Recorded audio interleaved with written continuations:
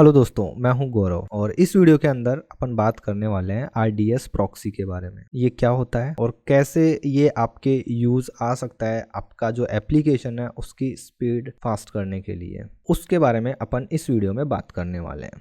तो चलिए स्टार्ट करते हैं। तो दोस्तों, जब भी आप यूँ मानो कि मैंने एक क्वेरी चलाता हूँ यहाँ पे, मैंने चलाया था, ये मेरा RDS इंस्टेंस था, राइट। जब भी मैं ये क्वेरी चला रहा था, इसके बाद में मैं क्वेरी चला रहा था शो डेटाबेसेस। क्वेरी एक बहुत छोटी क्वेरी है, बट जब मैं ये सारी की सारी प्रोसेस करता हूँ यहाँ से लेके यहाँ तक की, तो इसके पीछे बिहाइंड द सीन कुछ ऑपरेशंस होते हैं जो किस किस के बीच में होते हैं। मेरा जो EC2 इंस्टेंस है, आप मान सकते हो कि एक एप्लीकेशन सर्वर और एक डेटाबेस, इन दोनों के बीच में कुछ ऑपरेशंस होते हैं। ऑपरेशंस क्या क्या होते हैं? पहली चीज तो ये, जो एप्लीकेशन होता है उसका जो ड्राइवर रहता है, आप यहाँ इस केस में मान सकते हो जो MySQL कमांड होती है वो एक कनेक्शन ओपन करती है, ठीक है, एक EC2 इंस्टेंस के बीच में और आपका जो RDS इंस्टेंस है उसके बीच में। पहली प्रोसेस।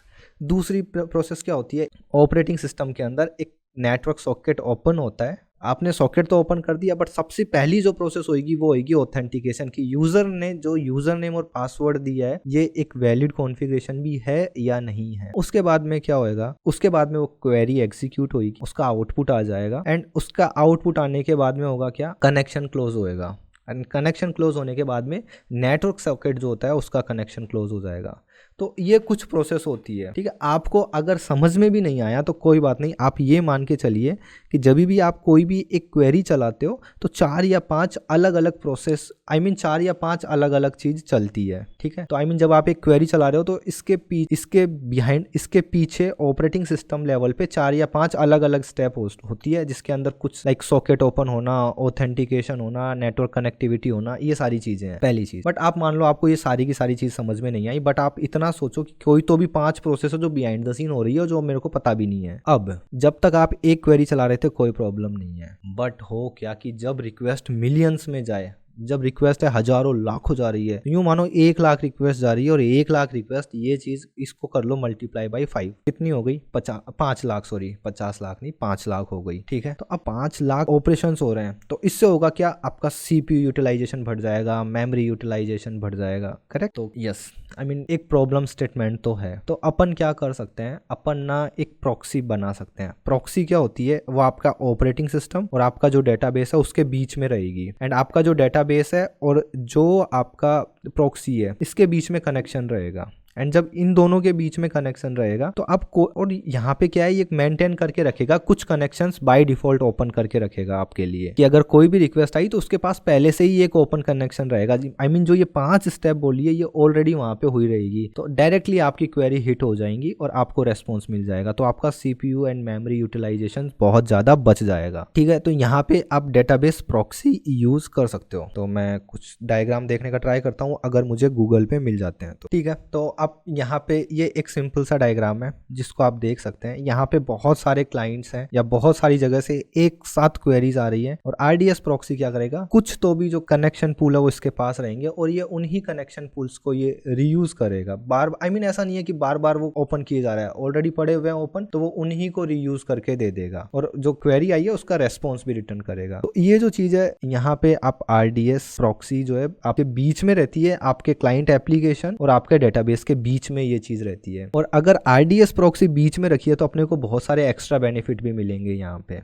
ठीक है। वो क्या मिलेंगे वो मैं आपको अभी, जब अपन इसको प्रैक्टिकल करके देखेंगे तो मैं आपको बता दूंगा। बट आपको ये ध्यान रखना है कि RDS प्रॉक्सी जो होती है वो आपके डेटाबेस और आपका जो एप्लीकेशन सर्वर है उन दोनों के बीच में बैठे रहेगी, ठीक है। तो आपको जो भी बोलना है वो आपको प्रॉक्सी को बोलना है, प्रॉक्सी वो चीज RDS पे जाएगी, देन RDS जो भी रेस्पॉन्स देगा वो आप तक पहुंचेगा। इस तरीके से आप इस चीज को अज्यूम कर सकते हैं। ये प्रॉक्सी आई थिंक अपन ने पहले भी कहीं यूज किया है, अगर आपने मेरे EC2 के वीडियो देखे हो तो वहां पे भी मैंने इस चीज को एक्सप्लेन किया है, ठीक है।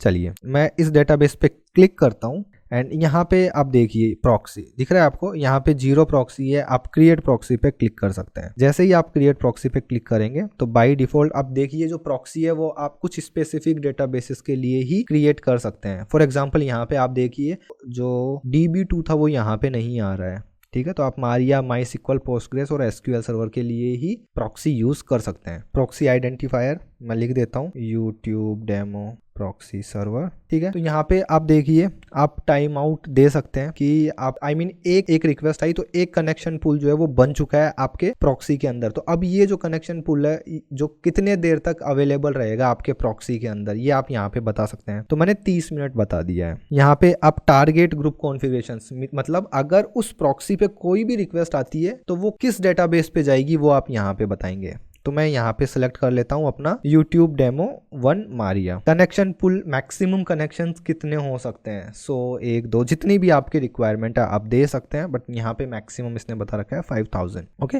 एंड यहाँ पे ये एक जो ऑप्शन है ये अवेलेबल नहीं है, ये केवल अरोरा डेटाबेस के लिए है। अब अरोरा डेटाबेस क्या है और कैसे इसको यूज़ कर सकते हैं, ये चीज़ अपन आने वाले वीडियोस में देखने वाले हैं, तो इसको अभी के केस में आप इग्नोर कर दीजिए, ठीक है। आप IAM ऑथेंटिकेशन इनेबल कर सकते हैं, बट अभी के केस में अपन ये नहीं कर रहे हैं। ये टास्क मैं आपको दे रहा हूँ, आपको ये चीज़ ट्राई करनी है खुद से। कनेक्टिविटी, ठीक है, आपको अगर TSL सिक्योरिटी करना है तो आप इसको कर सकते हैं चेक। तो ये एक्स्ट्रा बेनिफिट्स अपने को कब मिल रहे हैं?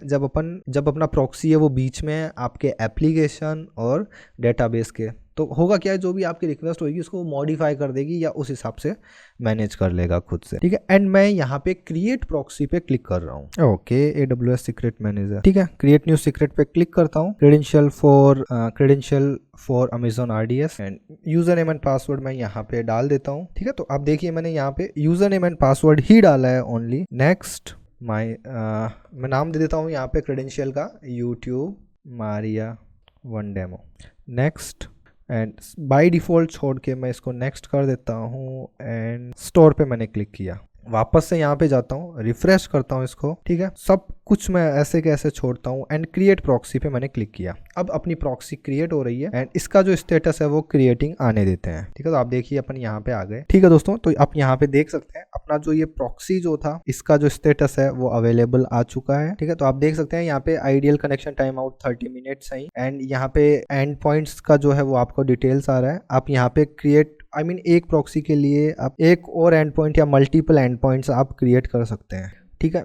एंड मैं आपको यहाँ पे एक चीज़ और बोलना चाहूँगा, ये जो प्रॉक्सी है इसको क्रिएट होने में थोड़ा टाइम लगता है, तो आप प्लीज़ थोड़ी देर वेट करें, ठीक है दोस्तों। तो अभी अपन क्या करते हैं, अपन चलाते हैं MySQL-H एंड मैं यहाँ पे चलाता हूँ proxy URL -u admin and -p and अब मैं पासवर्ड डालता हूँ एंड हिट एंटर। अभी आप देखिए मैं प्रॉक्सी के थ्रू जो है मैं कनेक्ट हुआ हूँ मेरे डेटाबेस इंस्टेंस के साथ, ठीक है। अभी देखिए अभी मैं जो भी क्वेरी चलाऊंगा वो सब क्वेरीज यहाँ पे चल रही है, बट आप एक चीज़ ध्यान रखना, जब मैंने कनेक्ट किया था तो मैंने यहाँ पे प्रॉक्सी वाला URL डाला है। अब अगर आप मेरे वीडियोस देख रहे हैं और अगर अभी आप मेरे वीडियोस देख रहे हैं तो मैं आप लोगों को यहाँ पे एक टास्क दूंगा कि आपका जो डेटाबेस इंस्टेंस है उसको केवल और केवल ये प्रॉक्सी जो है केवल यही एक्सेस कर पाए, कोई भी EC2 इंस्टेंस डायरेक्टली एक्सेस ना कर पाए। अगर आपको ये चीज़ अचीव करनी रही तो कैसे करोगे? और इस चीज़ का आंसर मैं आपको पुराने वीडियोस में दे चुका हूँ। याद है कई जगह पे अपन ने किया था कि अपना जो EC2 इंस्टेंस है वो केवल और केवल लोड बैलेंसर एक्सेस कर पाए, या फिर